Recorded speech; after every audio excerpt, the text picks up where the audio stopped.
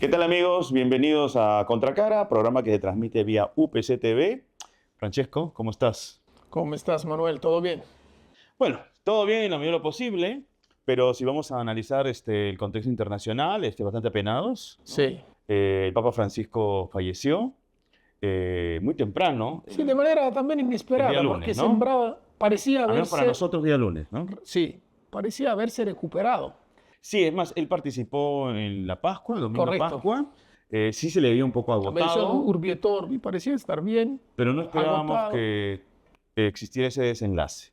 Así es. Sin embargo, es importante señalar que el Papa Francisco, durante todo su pontificado, tuvo una gestión muy activa y sobre todo logró hacer ciertos cambios Notables. Hay que notables no... al interior de la Iglesia que definitivamente sí causaron cierto tipo de rechazo Y resistencias. en miembros, sí, resistencias de miembros importantes del clero, ¿no? Y me refiero a cardenales, como los cardenales estadounidenses, que resultaron siendo uno de los más conservadores, como el cardenal Burke, el cardenal Stirland. Entonces, Efectivamente.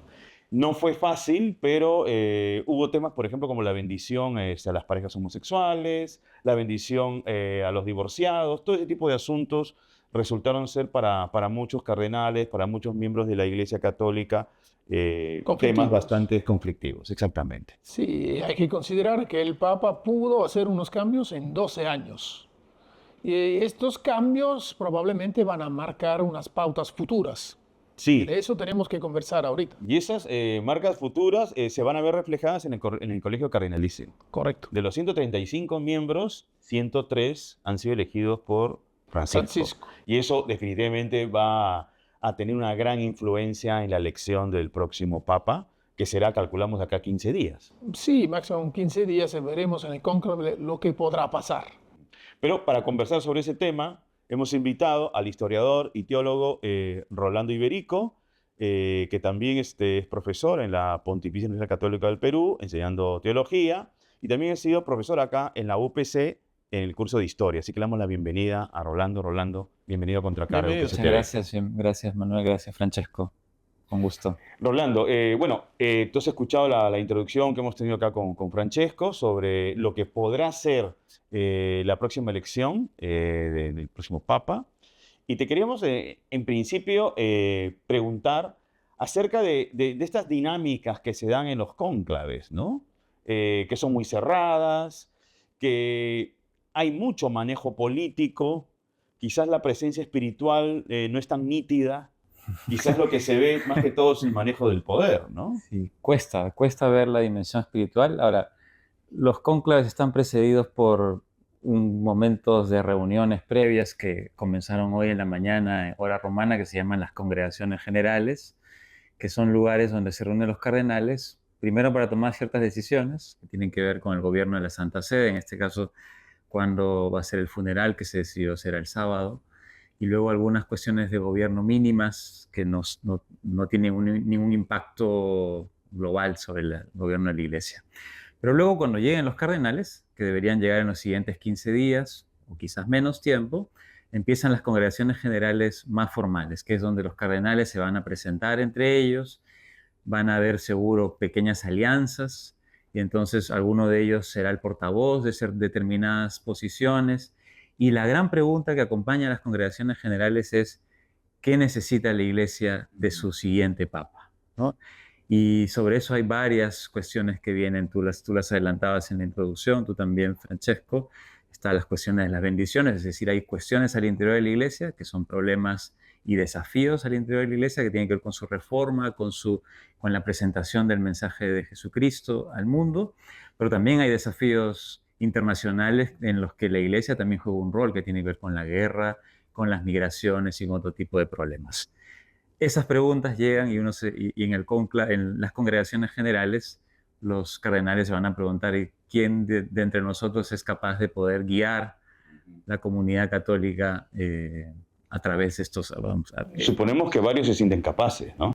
Me imagino que sí, y ahí es donde uno va también viendo las ansias de poder, se va viendo también cuál es el interés o el desapego, el apego a la nominación. Entonces, ese espacio que antecede es muy importante porque permite, en cierto sentido, un discernimiento, es decir, entrar al cónclave con una actitud de conocimiento mayor sobre quiénes son, ¿no? Porque efectivamente son 135 cardenales, muchos de ellos no se conocen entre sí, y entonces este va a ser el momento, estas congregaciones generales que probablemente se durarán una semana, en varios momentos durante toda una jornada diaria, va a ser muy importante para que lleguen al cónclave con el mejor conocimiento posible y quizás con una mayor disposición espiritual para la elección del siguiente papa. Ya se está hablando de una serie de nombres posibles, ¿no? Papables, ¿no? Hay italianos como Pietro Parolin, está también Matteo Zuppi, por ejemplo, pero también Ha llegado el Papa. un cardenal, Ha sí, llegado el por Papa supuesto. Bergoglio, ¿no? Está también Antonio Tagle, el filipino. Hay también supuestamente unos papables africanos. Otro italiano, Pier Battista Pizzaballa, también se hablaba de él, que está en Jerusalén. Entonces, ¿cómo crees que funcione un poco también este tipo de promoción de nombres? En general, al comienzo se van presentando una serie de nombres posibles, pero puede haber la gran sorpresa. Sí. Es decir, no el dicho del tapado, un candidato que al comienzo no se nota, pero que pueda aglutinar un consenso, considerando que hay muchos cardinales que son más progresistas que no conservadores, y que deben hacer también referencia y tener en cuenta el legado de Francisco. Sí. Entonces, ¿qué opinas? Así es. Hay muchos nombres. Hoy día también más temprano miraba, había como 15 papables, ¿no? Y les decía que hay un dicho vaticano, ¿no? El que entra papa sale cardenal, ¿no? Entonces, que suele cumplirse en la mayoría de los casos, ¿no? Ratzinger quizás sea una excepción, que era un papable y salió nominado papa. Y estos nombres suelen estar asociados a personalidades relevantes. Zuppi, por ejemplo, es presidente de la Conferencia Italiana, Episcopal Italiana, además miembro prominente del movimiento San Egidio, que es un movimiento internacional muy conocido por haber ayudado a negociar la paz en varios conflictos africanos, es decir, tiene mucha reputación no solo a nivel eclesial, sino también internacional. Pero estos personajes que has mencionado, hay otros más, está también algunos arzobispos europeos, algunos norteamericanos, ya leía más temprano el cardenal de Nueva York, que ya había sido papable en la elección anterior. Y sin embargo, como bien dices, lo que puede pasar es que algún nombre de consenso emerja, porque al final lo que se buscará de seguro en las congregaciones generales es que el siguiente pontífice busque recoger el legado de Francisco, continuar ciertas de las reformas que ya venían caminando y profundizar, ampliar, discernir y también recoger las voces críticas que también necesitan ser recogidas para buscar una persona de mayor consenso posible en ese grupo humano que va a elegir al siguiente papa. Rolando, es un punto interesante el que has mencionado en cuanto a ver, ¿cuáles son el tipo de dinámicas que se dan para elegir al papa? De pronto es difícil saberlo ahora, pero recordemos que cuando fue elegido Ratzinger, claro, Ratzinger era un favorito, pero Ratzinger tenía desde muchísimo antes un poco el favor de Wojtyla en vida, ¿no? Y más bien ahora lo que podemos nosotros identificar es que el Papa Francisco designó a 103 cardenales en el Colegio Cardenalicio y son 135. Entonces hay una gran mayoría de cardenales que han sido elegidos por él, obviamente respondiendo a un perfil, a una afinidad. Es decir, él también ha dejado un terreno propicio para que surja alguien, digamos, de su palo, ¿no? Sí, y es bien interesante el colegio cardenalicio que ha formado el Papa Francisco, ¿no? Es un colegio mucho más diverso que el que eligió a Ratzinger, por ejemplo. Provienen de 71 países. En el caso de la elección de Francisco fueron de 42 y la de Ratzinger 45. Entonces, el colegio se ha ampliado. Es más internacional en ese sentido. Hay un cardenal que viene de Mongolia, donde hay solo 1.300 católicos. Entonces es un signo de lo que ha sido su pontificado, ¿no? Apertura, inclusión. Es un término que él utilizaba. Y así es, y reconocimiento de las diversas formas de la catolicidad. Ahora, esa diversidad, esa inclusión también tiene sus desafíos. Como les decía hace un momento, no se conocen muchos de ellos. Francisco ha apostado por nombres de perfiles más pastorales, es decir, de arzobispos u obispos que estén muy vinculados al trabajo con la gente en zonas de frontera, de misión. Y entonces, claro, suelen ser nombres de bajo perfil, como nadie conoce cómo se llama el cardenal de Mongolia, por poner un ejemplo, pero podría ser, como bien decías, una de estas personas que quizás logra algún consenso. Ahora no lo sé, porque quizás no habla italiano. Y hablar italiano yo sí creo que es muy importante para ubicarse en la curia vaticana, bueno, y en el Estado Vaticano en general. Entonces, sí creo que hay ahí un tema que es importante. Efectivamente son nombrados por Francisco, pero no significa necesariamente que todos ellos participen, compartan el modelo eclesial de Francisco. Puede haber algunos que tengan un perfil más pastoral y quizás un poco más tradicionales en términos doctrinales, que también es un perfil que Francisco ha promovido en la Iglesia, ¿no?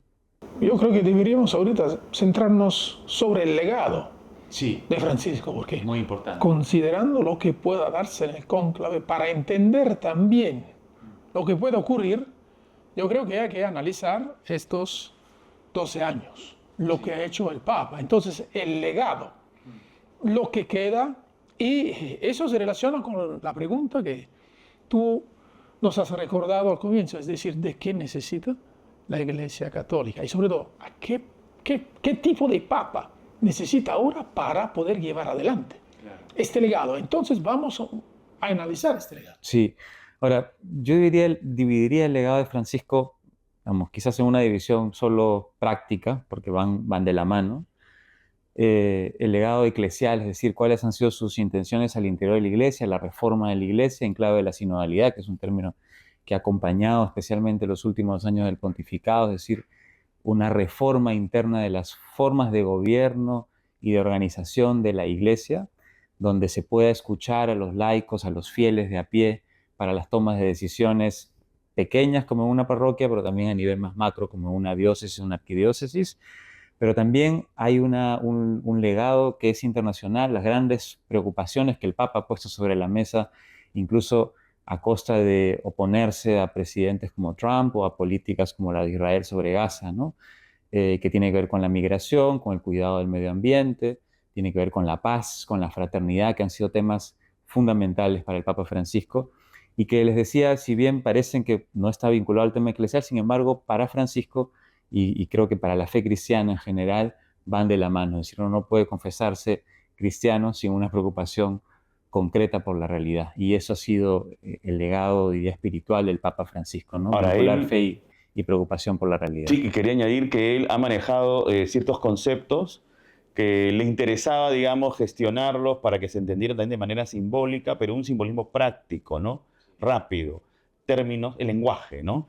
La solidaridad, la misericordia, la inclusión, son términos que él ha utilizado de manera muy frecuente a lo largo de su pontificado para instalar justamente un concepto que los lleve a ese tipo de estilo de vida, ¿no? Así es, efectivamente, tiene imágenes, es decir, la iglesia es un hospital de campaña, es decir, es un hospital de frontera, en guerra, donde tiene que estar abierta para acoger a la gente que viene de fuera, ¿no? O la idea de que los cristianos, especialmente los pastores, obispos, arzobispos, presbíteros, tienen que oler ovejas, es decir, tienen que conocer la realidad de la gente a la que se dirigen, ¿no? No dirigirse desde arriba, desde un altar o desde un púlpito, sino que conociendo la realidad pueden hablar con autoridad. Entonces ha tenido estas expresiones, o él tiene una frase también muy divertida: los cristianos no pueden tener cara de aburridos y de tristes, ¿no? Para hacer referencia a que en el corazón de la fe está la alegría y la esperanza y por tanto un dinamismo que moviliza, ¿no? Entonces ha tenido efectivamente estas expresiones tanto al interior de la iglesia como fuera de ella para hablar sobre cuál es la misión finalmente de la iglesia, no solo para ella misma mirándose al ombligo, sino también con el mundo, ¿no? Y en el mundo, sí. Es posible entonces que se tome en consideración durante el cónclave también la coyuntura internacional especial que estamos viviendo Correcto. ahora, Así es, así es. no solo en temas de fe. Así es. Y es porque, insistiría, ¿no? La fe tiene algo que decir sobre esa situación internacional, ¿no? Ujú.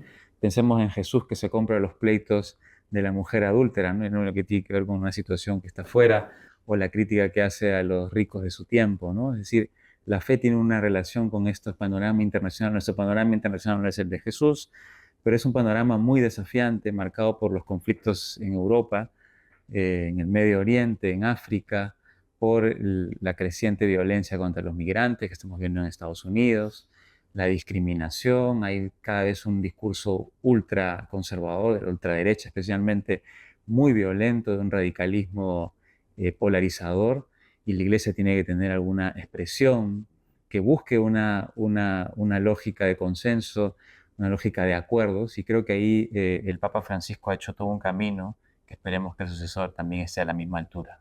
Ahora que has mencionado las tensiones internacionales, Europa particularmente vive momentos muy especiales, ¿no?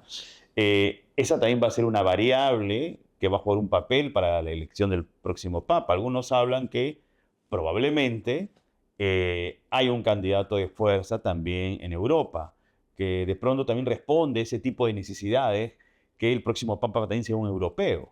Sí, efectivamente, ¿no? Hay grandes problemas internacionales, pero Europa es hoy un escenario particular, ¿no? La guerra en Ucrania, la pérdida del apoyo norteamericano, vamos, la quiebra del Pacto Atlántico que de la post-Segunda Guerra Mundial, realmente un desafío no solo para Europa, diría para el mundo en general, ¿no? Se nos cae un paradigma global y hay que ver hacia dónde nos ubicamos. Y el Papa Francisco a eso le llamaba que estamos en un cambio de época, es decir, en un momento de tránsito de un mundo que hemos conocido, donde las cosas eran más o menos estables y sabíamos por dónde iba la cosa, y hoy estamos entrando en una turbulencia que no sabemos dónde acabará, ¿no? Y efectivamente Europa tiene ahí un rol quizás importante, ¿no? A la hora de definir el Papa. Además creo yo, eso es quizás sea una broma, pero lo de la curia romana se ha quedado ya suficientemente asustada con un Papa latinoamericano, así que quizás miren un poco más Europa para algo más así tranquilo de estos años venideros. Que quería matizar solamente, Francesco, con un tema que me parece que también es importante, ¿no?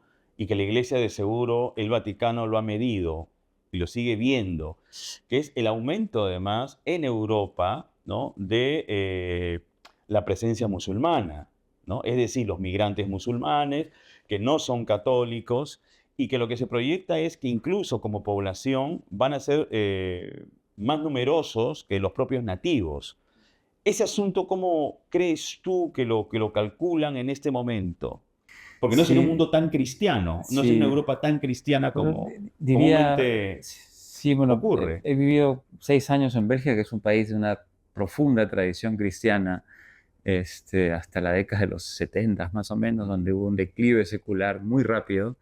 Y recuerdo que las primeras misas a las que íbamos con mi esposa, llegábamos y eran todas las cabecitas blancas, que además eran poquitas, 5 personas, 6 personas, y nosotros es un templo enorme, además construido probablemente a inicios de siglo, cuando había una cantidad enorme de católicos en Bélgica, ¿no? De fieles.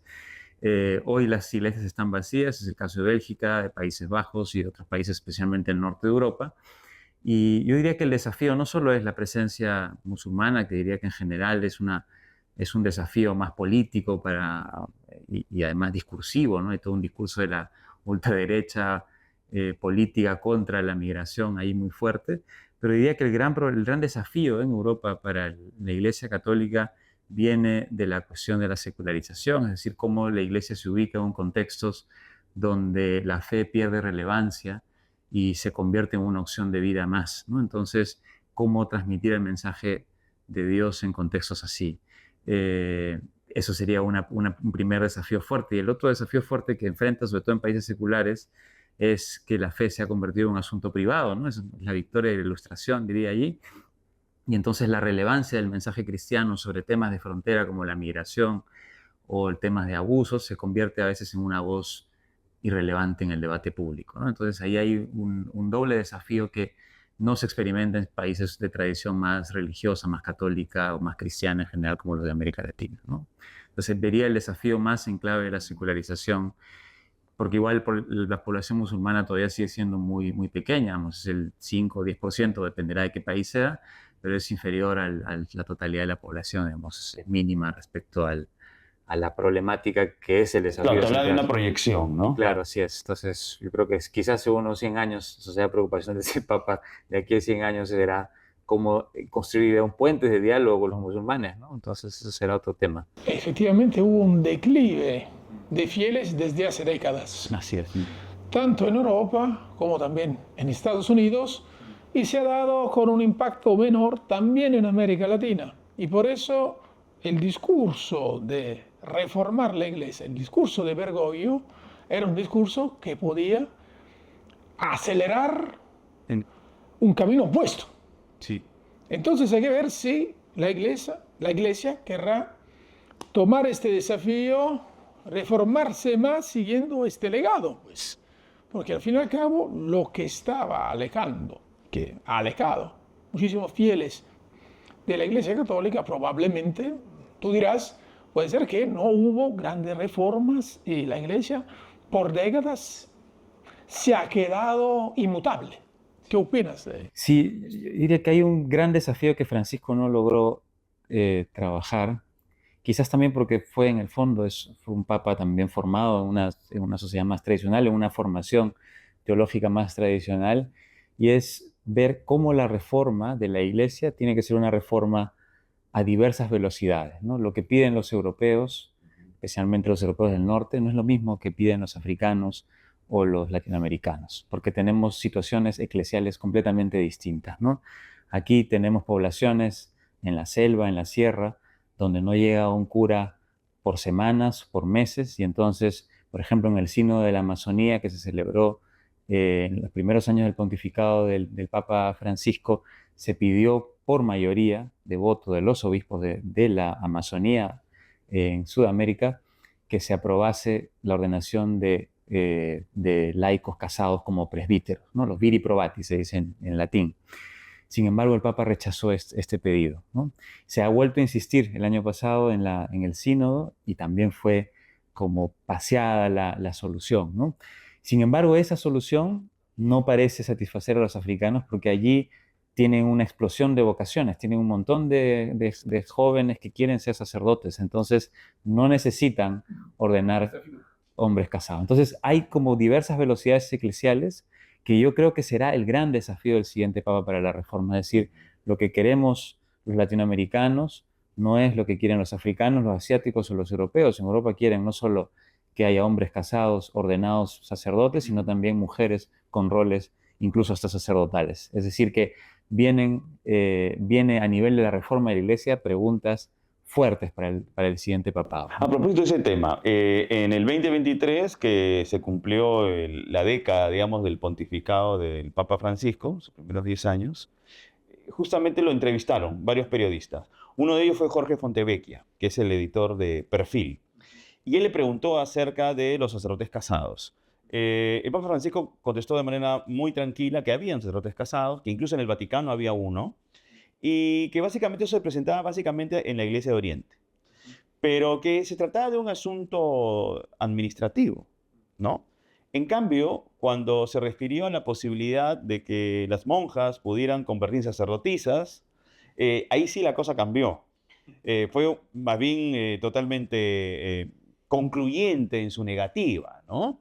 ¿Qué es lo que le impide de pronto a la Iglesia Católica darle la entrada, como los anglicanos lo han hecho hace mucho tiempo, con las mujeres para que sean ellas también sacerdotes? A ver, nada, sí, a ver.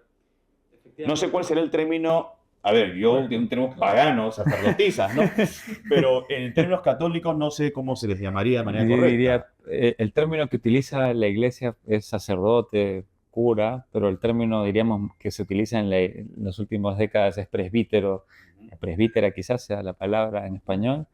Efectivamente, en la Iglesia hay diversos ritos, ¿no? Nosotros conocemos el rito latino, que es el rito en el que celebramos la misa, dura 1 hora, etcétera.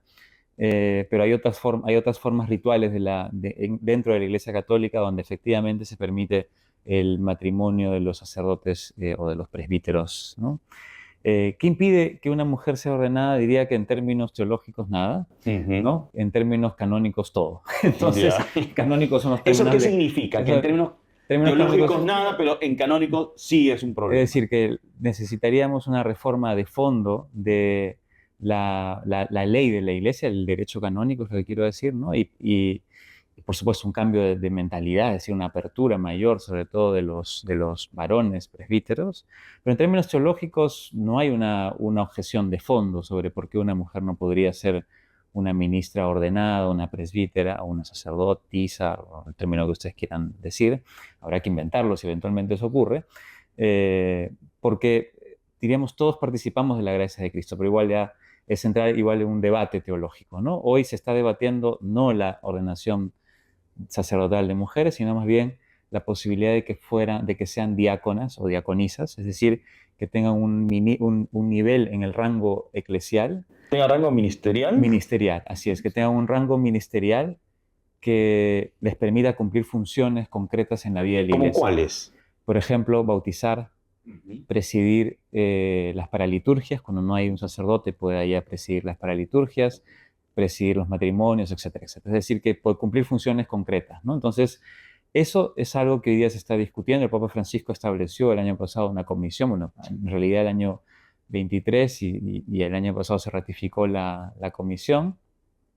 Entonces veremos los resultados en los siguientes años, me imagino, porque es una comisión sobre lo cual se está escribiendo mucho, especialmente en las iglesias europeas, donde se está pidiendo esto a gritos. Es lo que las mujeres católicas quieren, además, ¿no? Pero desde África, por ejemplo, viene cierta resistencia con la ordenación. Bueno, en África son más conservadores, ¿no? Es una iglesia más tradicional en ese sentido, ¿no?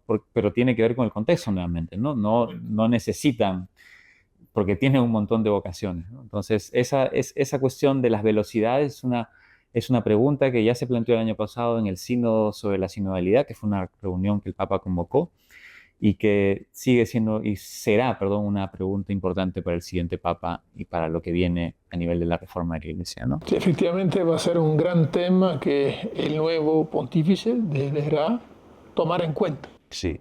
Y antes de terminar, cuando hablamos de las reformas, el Papa Francisco, antes de irse de este mundo, dejó una reforma que tenía que ver con sus exequias. Sí. ¿No? Él no quería que sus exequias fueran pues vistas como las de un emperador, como un hombre de poder, sino como alguien sencillo, como alguien humilde. Ha Si no me equivoco, simplificado muchísimo sí, las si no exequias. me equivoco eran 3 ataúdes. 3 ataúdes. Sí, ¿no? Y un catafalco. Un catafalco. Para no hay. la exposición. No hay catafalco, No hay. nada. Así es. Efectivamente, ¿no? Me parece que está en su testamento o en la norma de reforma de las exequias, que en la parte final dice, ¿no? Deseo ser enterrado como cualquier cristiano es sepultado, ¿no? Y creo que esa es, diría, una de sus muchas formas de dejarnos su legado, no solo cristiano, sino espiritual, ¿no? Es decir, ha ocupado el rol más importante de la Iglesia Católica, probablemente en la historia de la humanidad es el lugar al que han llegado solo 266 personas, y sin embargo, teniendo tanto poder y tanta autoridad, ¿no?